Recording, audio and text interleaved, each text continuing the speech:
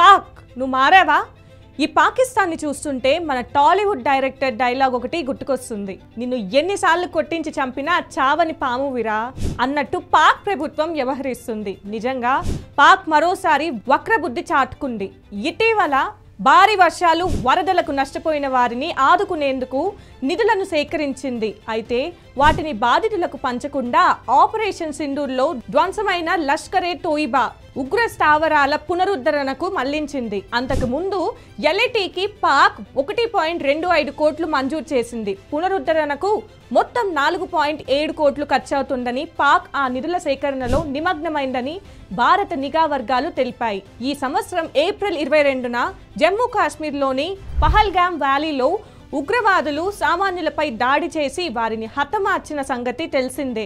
ఈ మరణ హోమంలో 26 మంది అమాయకులైన పర్యాటకులు చనిపోయారు.